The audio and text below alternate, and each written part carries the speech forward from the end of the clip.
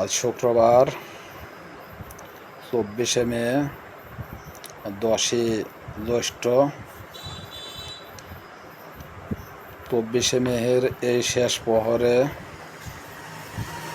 25শে মের শুভ আগমনে আমাদের বিদ্রোহী কবি তথা জাতীয় কবি কাজী নজরুল ইসলামের 125তম জন্মবার্ষিকী উপলক্ষে আজকে আমার লেখা এই কবিতা, আমার রচিত আজকের এই কবিতার নাম হে বিদ্রোহী কবি, যেটি কয়েক বছর আগেই রচনা করেছিলাম কাজী নজরুল ইসলামের জন্মদিনকে সামনে রেখে।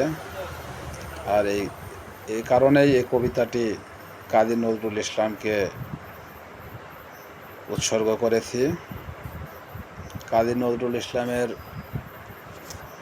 জন্মবার্ষিকীর আজকের এই কবিতা বলার পূর্বে আমার বন্ধুদের উদ্দেশ্যে দুটি কথা বলতে চাই। এগুলো আমার নিজের কথা নয়, এগুলো বিখ্যাত তথা প্রখ্যাত সুনামধন্য কবিদের উক্তি। যেমন প্রথমেই বিশ্বকবি রবীন্দ্রনাথ ঠাকুরের উক্তি দিয়ে শুরু করতে চাই। বিশ্বকবি রবীন্দ্রনাথ ঠাকুর, কবিগুরু, তিনি বলেছেন, কবিতার সত্যতা যাচাই করতে হয় অগ্নি দিয়ে, আর সে অগ্নি কোনো কাঠ পাথর কয়লার অগ্নি নয়, সে অগ্নি হয় হৃদয়ের। সুতরাং কবিতার সত্যতা মাধুর্য উপলব্ধি করতে হলে হৃদয়ে অগ্নির প্রয়োজন।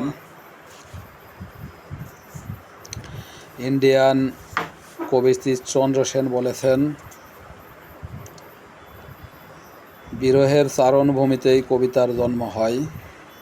আর এই বিরহী হৃদয়ের অধিকারী যে ব্যক্তিটি, তিনি কবি। বাংলাদেশের বিখ্যাত কবি, আমার প্রিয় কবি জীবনানন্দ দাশ বরিশাল জেলায় যিনি জন্মগ্রহণ করেছিলেন, যাকে নাটোরের বনলতা সেনের কবি নামে আখ্যায়িত করা হয়, তিনি বলেছেন, পৃথিবীর সবাই কবি নয়, কেউ কেউ কবি। আর কবি নীরেন্দ্রনাথ, ইন্ডিয়ার বিখ্যাত কবি নীরেন্দ্রনাথ সেন কবি কি বলেছেন শুনুন। তিনি বলেছেন, যিনি কবিতা লেখেন, বৃদ্ধ বনিতা নারী, সকলেই বলে তাকে অকর্মার ধাড়ি। সুতরাং বুঝতেই পারছেন, কবিতা কোনো পেশা নেই, পেশার জন্য কেউ কবিতা লেখে না। আর এ কবিতা কেউ যে খুব একটা শখ করে লেখে তাও নয়। আর আমার ভাষায় আমি বলি, বিরহই হলো কবিতার স্তম্ভ। বিরহতেই কবিতার খুঁটি অঙ্কুরিত হয়। তো আমি আর আমার কথা বাড়াবো না। এবারে কাজী নজরুল ইসলামকে উৎসর্গ করা আমার এই কবিতা। আমার কবিতার নাম হে বিদ্রোহী কবি। হে কবি, ছিল তোমার কোন মন্ত্র চাবি, কেমনে কোন পথে হলে বিদ্রোহী কবি।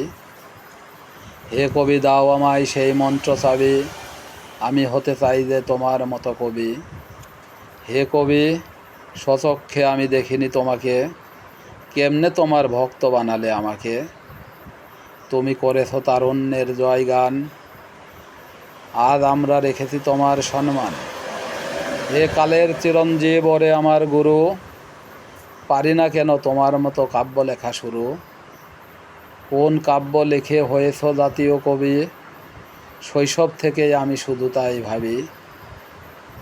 আজ অস্তমিত তোমার জীবন রবি, তবু স্মৃতিতে আছো হে বিদ্রোহী কবি। ভালো কবিতা লিখতে হলে বন্ধুগণ যারা তরুণ কবি, তাদের উদ্দেশ্যে বলে, ভালো কবিতা লিখতে হলে ভালো কবিদের ভক্ত হতে হয়, ভালো কবিদের কবিতা পড়তে হয়। আর আজকে আমার যে কবিতাটি আপনাদের পড়ার জন্য উৎসর্গ করলাম, সে কবিতাটি সনেটের ঢঙ্গে রচিত। প্রত্যেকটি লাইনে 14টি মাত্রা, 8 আর 6 এভাগে বিভক্ত করা, এবং 14টি লাইনেই পুরো কবিতাটি রচিত। তো সবাই আমার জন্য দোয়া করবেন। কবিতাটি কেমন হয়েছে আলোচনা সমালোচনা দ্বারা আমাকে অনুপ্রাণিত করবেন। ধন্যবাদ বন্ধুরা।